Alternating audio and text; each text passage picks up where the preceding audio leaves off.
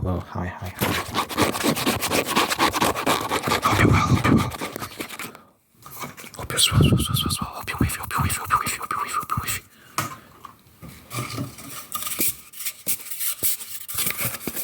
Hope you're gravy, hope you're gravy, hope you're gravy, hope you're gravy, hope you're gravy, hope you're gravy, hope you're gravy, hope you're gravy, hope you're gravy, hope you're gravy.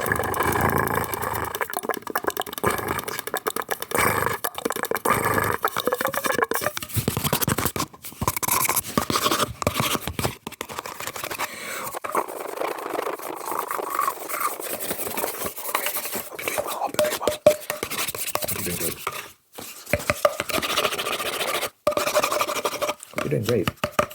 Hope you're doing great. Hope you're doing great. Hope you're doing good, man. Hope you're doing splendid.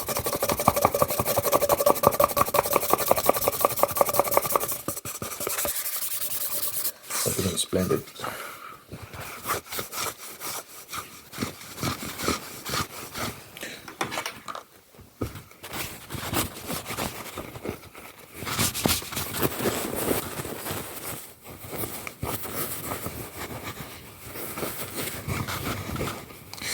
I make music, by the way. I make music. I'm doing a song a day challenge. We're supposed to drop the song a day until the end of the year. I drop 7 songs every Friday. Every Friday, 7 songs. So link in the description. Hey. Hello. Link in the description if you want to check that out. If you want to check out what I dropped in this part. Check out what I dropped in this part. Link in the description. I really appreciate it if you check it out. Let me know what you think. What your favorite song is. Then you can go if you want to hear clips of my music, if you want to hear clips, you can go to my YouTube Shorts tab. And then what else? Like, comment, subscribe. It always helps. It really does. I promise you it does. I promise you. If you're like, oh, does it really help? Does it? Yes, it does. It does. Please like, please comment, please subscribe. I appreciate you. Okay.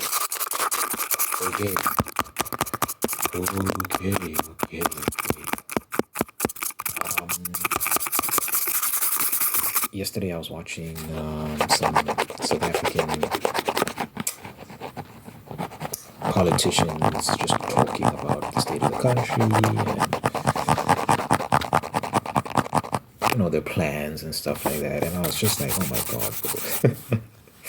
This country, man. So I'll give you a little bit of insight into South Africa and how things are going over here. There's a lot of issues.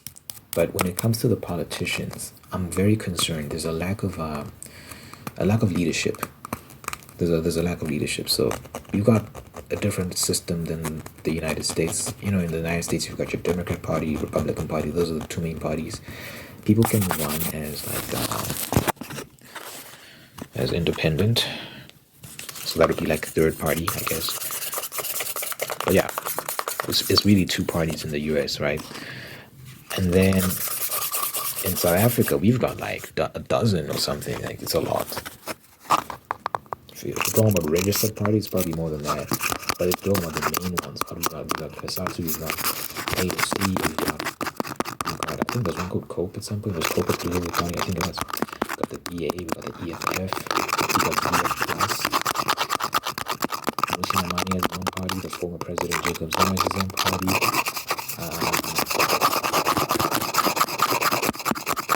Gates and McKenzie has his own party. So there are a lot of parties. So the system is so frustrating. And also, there's despite having all those parties, we still don't have much options when it comes to good leadership, because all these guys seem very unserious. I was watching Gates and McKenzie give a speech.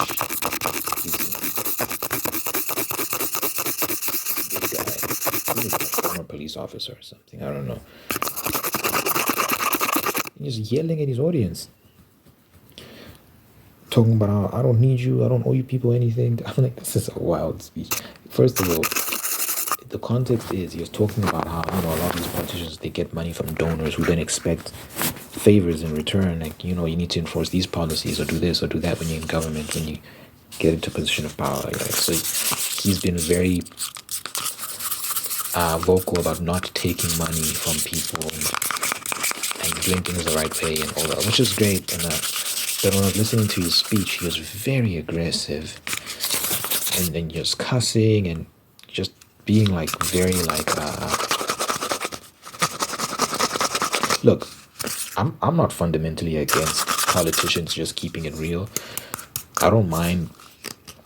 I'm not fundamentally against like a politician being passionate and sometimes cussing and all this all sort of stuff, but this guy's energy is just, he doesn't seem like someone that can bring the country together, because he was talking about racism and calling his audience racist and all these sort of things. He was speaking in the Western Cape, so a lot of white people in the more affluent areas of the Western Cape. So he was calling them racist and all these sort of things. I'm like, this is not helpful. And that's a thread I've noticed with a lot of these parties, is they keep running on this issue of racism. I'm like, I don't think racism is the issue here. I don't think our biggest issue is racism. I think our biggest issue is government incompetency, lack of service delivery, corruption, that money is supposed to be used to improve the country being spent on houses and cars and sending the children of politicians to private school and so on and so forth. I think that's our issue. I don't think, where does racism fit in there? And a lot of these people doing this a lot of the time are black. They're niggas. So I don't know where racism fits in there. But these guys keep running on this issue of racism, right?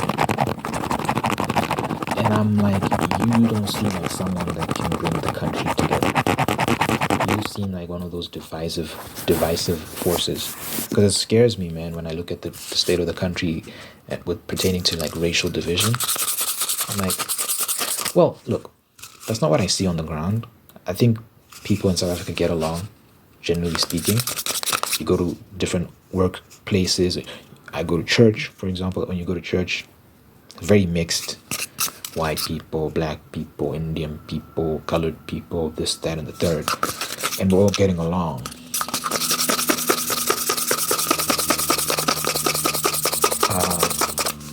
In high school, I went to a Model C school. So, like fancy school, was boys' school, well respected.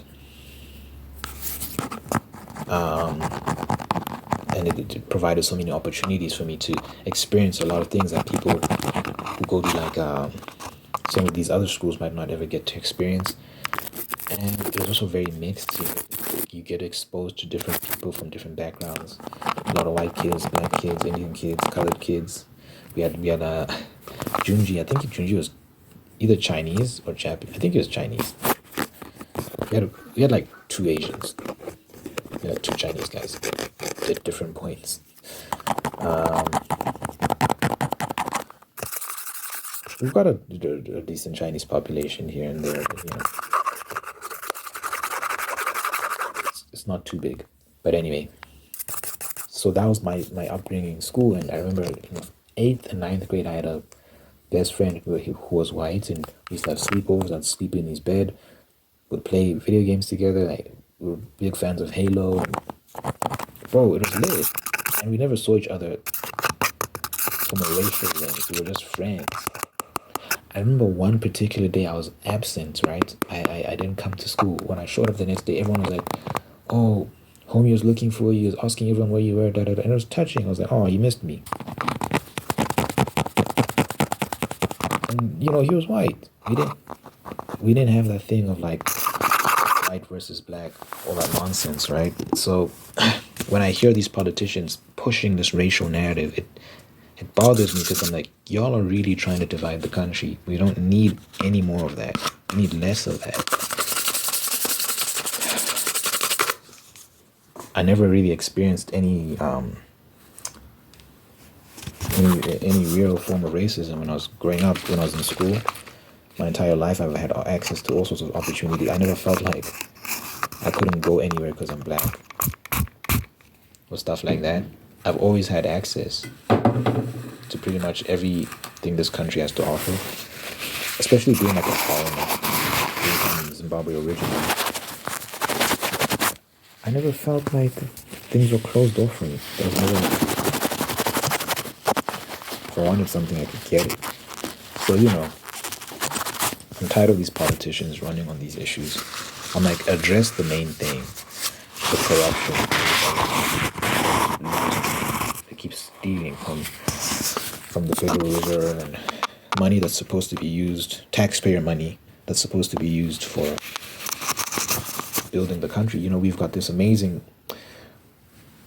train system, the Gau train system. It's called the Gau train, spelled G-A-U, and then train. Railway line, very fast train, but they haven't expanded it since it was introduced around 2010, during the FIFA World Cup in 2010, which is when they introduced it. Make the country look extra nice for the tourists. But ever since then, they haven't expanded that train network. It goes in a straight line from the Johannesburg CBD to the Central Business District to Pretoria. Just goes in that straight line. They haven't expanded it to go to other areas, which is ridiculous. It's been here for when 2024, so it's basically been 14 years now. 14 years. They haven't done anything. It's like, where is all the money going, you fucking morons? Where's all the money going? That's what I want to know. You guys keep talking about racism. No, let's wait, before we get there. Where the hell is all this money going? These guys, man. These guys are clowns. And there's just such a strong sense that we don't have any leaders. Who's going to be here to bring the country together? To make us feel like, like South Africans, and stop this thing of you're black and you're white. And no. How about we start unifying as a country, as people who view each other as South African?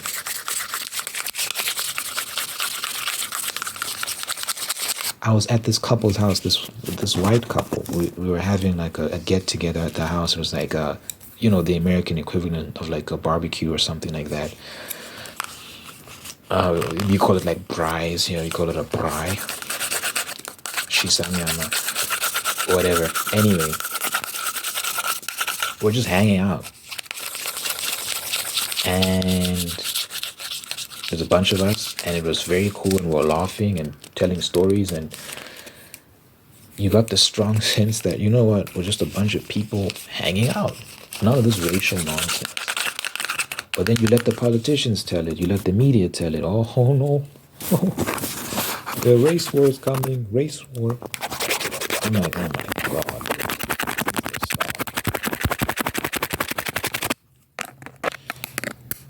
So I really don't like people who push these racial narratives, man. In high school, I used to be very, very, very, very, very woke. I'm not exaggerating. I was that guy. Everyone knew me as that guy. Like, don't bring up race around Jesse. He's gonna be very like. Even though I had white friends and I hung out with them a lot and I went to their houses a lot and whatever, I still had this thing. I'm like, very pro-black, and the white man is evil and all this sort of stuff. And I think a lot of black people like me who eventually.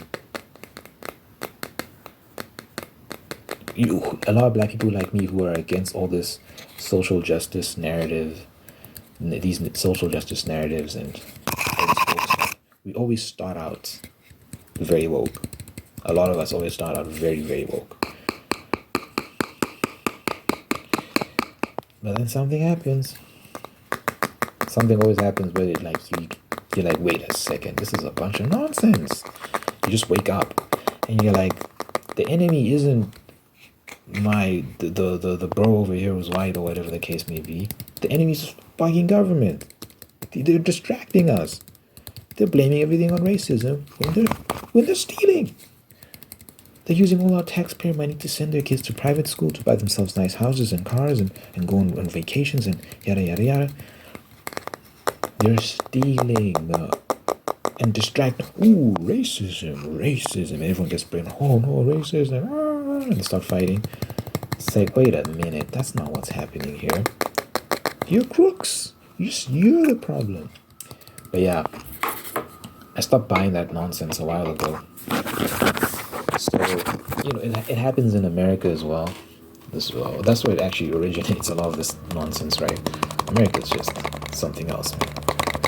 For better or worse, the world copies America. For better or worse, the world copies everything America does.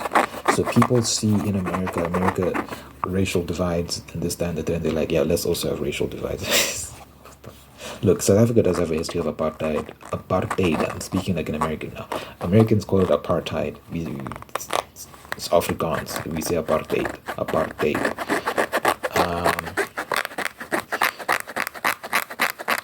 We have that history, so we do have a history of real racism, and apartheid ended in 1994, so it's just very recent, except just now.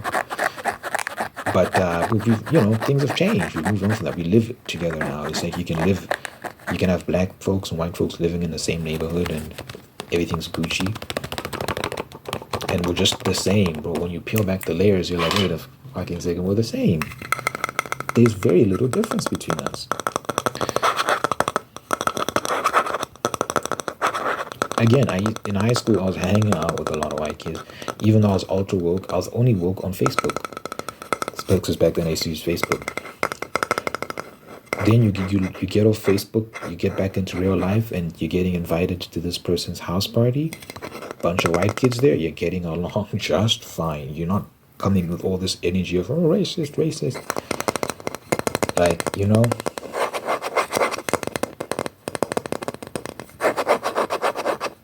a bunch of girls I used to hang out with. I don't want to say names, just because it feels weird saying people's names on this channel.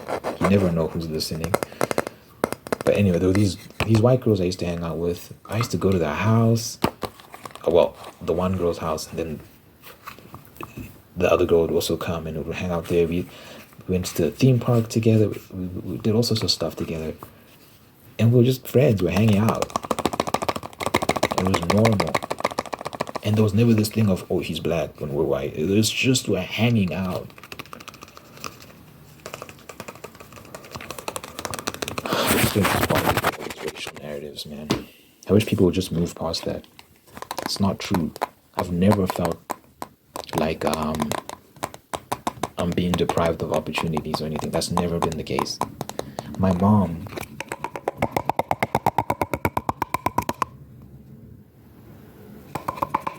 noise. My mom she fled Zimbabwe around 2005, 6. Well, she did flee, but she was setting up a life for us here in South Africa while we were still staying in Zimbabwe, so that she could eventually tell us to come join her. So she was busy setting up a life for us. She joined this architectural firm. She was this black Zimbabwean woman, so she's a foreigner, she's black, and she's a woman. Immediately, she became the highest paid person in that company because of her qualifications. She was very, very qualified. To me, that dispels all narratives. Obviously, that's anecdotal, that's like one case. But when you keep hearing stories like this, of people succeeding and being treated fairly and being given what they deserve, I start to wonder how many of these narratives are actually true. Sometimes if a white person gets an opportunity over a black person, maybe it's because they were just more qualified. It might not be racism. Because there have been plenty of scenarios where the black person gets the position over the white person, but they don't talk about those ones because it's inconvenient to the narrative. So they ignore that. Just keep highlighting, every time something happens or a white person gets promoted or whatever, they highlight that and say, see, racism. It's ridiculous. I'm proud of it. I want us to move past it. So this country concerns me. I want people to grow up and just be more open-minded when it comes to racial dynamics and Stop living in the past all the damn time. You know what I'm saying? We'll see. We'll see what happens with this country. But then you look over at the states, and that doesn't inspire much confidence either. Because when you're like thinking about where would I go if I was to leave this country, where would I live? And the United States, despite its issues, even now, it's still very much amazing country, and a lot of people, as we speak, are flying from all over the world to get into the country legally. There are a lot of people trying to enter the country in a legal manner. There are those who are violating the law and trying to just waltz through the border. Not trying, they are just walking to the border, but that's a separate discussion. But I'm hesitant just because depending on who wins this election, the country's future is, both sides say this. Both sides say, oh, if Trump wins the election, the country's finished. Then people like me will say, if Biden wins, the country's finished. I'll just present my case. Well, I have presented my case for why that is. But when I see things like, so Trump right now is going through a trial for paying hush money to some porn star, allegedly. Now, she in the past has said that that never happened, but she switched up her statements and whatnot, which shows you that she's weird. And I don't think she's very trustworthy or whatnot. And I think it's a sham case, and I think they're just trying to make anything and everything stick on this guy. But the thing that scares me about this trial is the fact that they're stacking the jury. Stacking the jury meaning putting compromised individuals in the jury who are who lean in a particular direction towards a particular bias.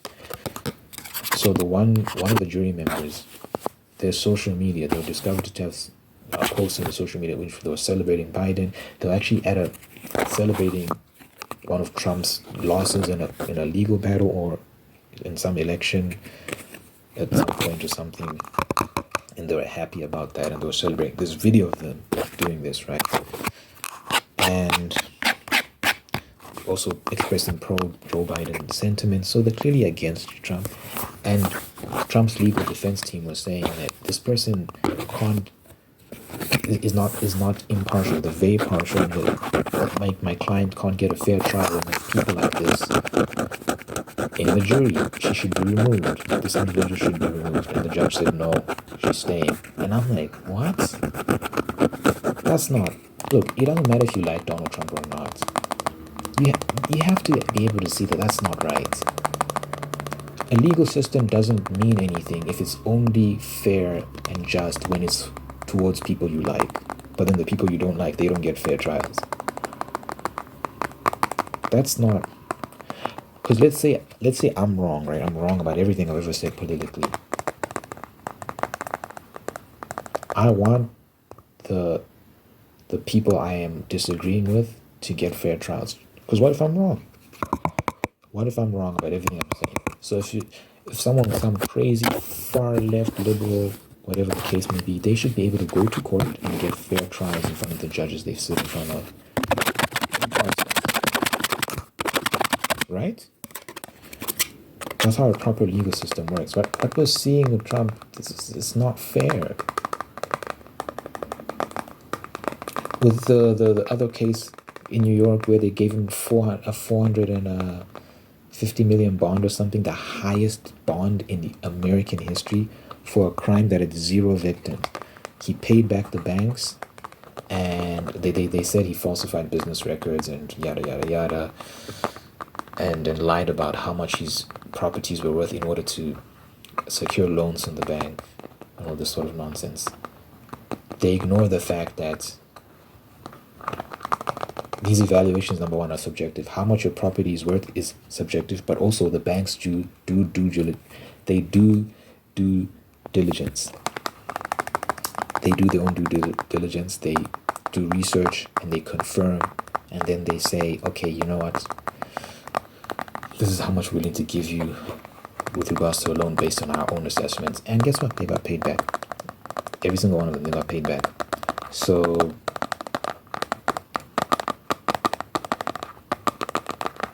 the fact that And the bank, oh my God, the banks testified saying we liked doing business with Donald Trump and would actually want to do business again. Despite all this, guess what? They said you're still getting fined no, we were still going to give you a 400 plus million dollar bond. So you have to pay that amount. And if you're unable to pay that amount, we're going to start seizing your properties. That's not fair. There are people who've committed real crimes, like real crimes where they hurt people, where people were not paid back. And people were seriously robbed, and they paid far less than Donald Trump has. I think the highest offered Donald Trump was like 200 and something million in terms of bonds paid. Sam Bankman-Fried paid less, and he's crammed. I think he was involved in some cryptocurrency scam. He scammed a lot of people out of a lot of money. That guy was a real criminal. Like, he actually stole from people. No one got hurt from Donald Trump's business. It was just between him and those banks. It was a private interaction between him and his banks, and the banks got paid back, and somehow the court it was still like, nah, but you lied in your business records about how much your property was worth, so pay $400 million plus. It's unbelievable.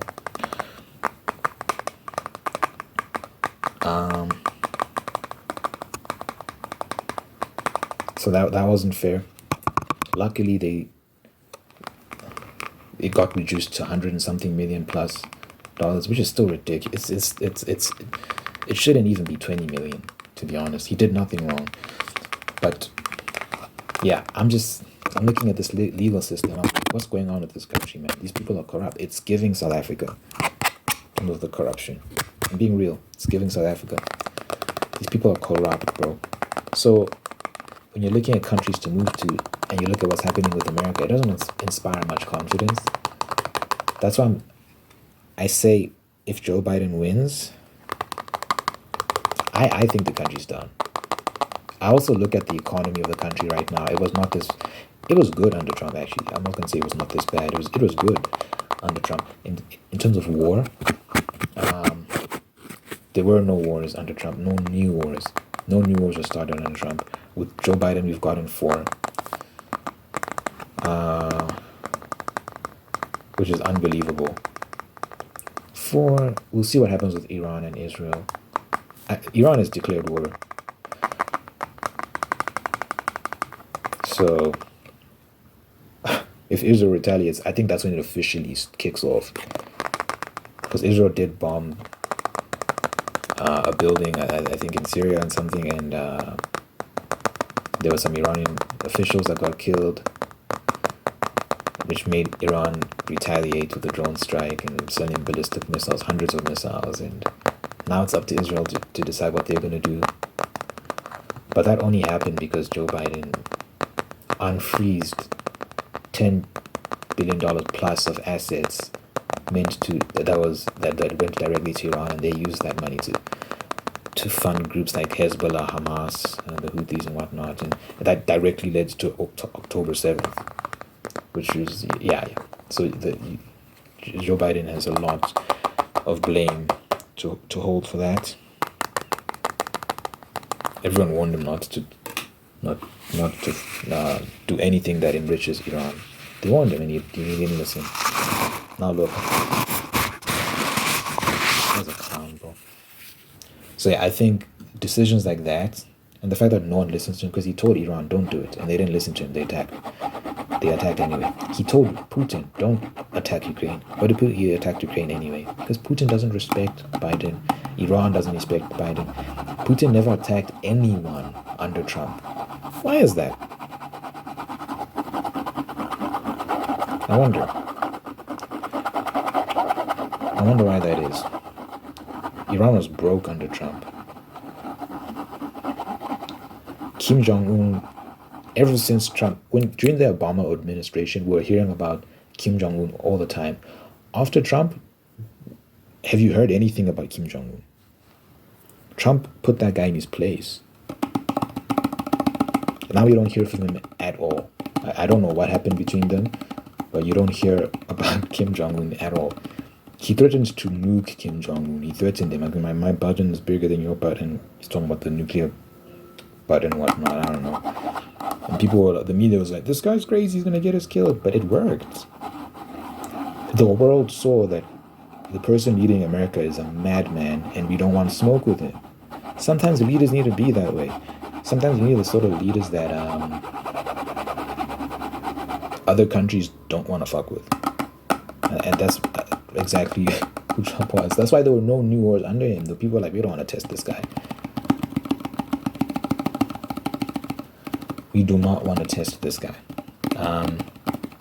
With Biden, no one respects him. That's why there's so much chaos right now and destruction. And if you just look at the state of the country, crime is going through the roof. The economy's in tatters. The border is wide open. Immigrants are pouring through. It's a mess. It's a mess. It's a total mess. So I'm hoping America gets its act together. Because I need options, dude. I need options in case South Africa just falls apart. I love this country, but you know, you gotta be realistic as well. You gotta look out. And you also just gotta look for places where you can fulfill your potential. Even if South Africa was doing great, if there wasn't all this political unrest, I still think I'll be looking elsewhere just because I feel like you can only go so far. A lot of industries here, like pertaining to the arts, aren't established. So if I want to advance myself music-wise or whatever the case may be, I think there are better places to do that. So I might pursue those avenues. Doesn't mean I'm not grateful for the opportunities I've gotten here in South Africa. I definitely am. But yeah, you gotta go where you can maximize your potential. That's what happened. That's exactly what happened with Elon Musk. Elon Musk was here in South Africa. I think he left when he was 17 or something. And now look at him. I don't think he could have built a Tesla in South Africa. No offense to South Africa, but I don't think Tesla could have been built. Or SpaceX, or all these companies. I don't think he could have done all that here in South Africa. America provided the infrastructure for that.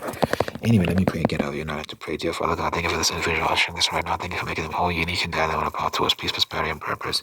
Thank you for blessing this person, one of the people in their life. Love them, take care of them, bring the absolute best out of them. Thank you for maintaining the ones that are dead to do the same thing. Thank you for blessing this person with the spirit of gratitude so they can give thanks for all the wonderful things in their life. And by giving thanks, they can find peace, contentment, and attract even more blessings. Let your presence be felt in this person's life so they know that you're God, that you're real, that you love them, you're always going to be there for them.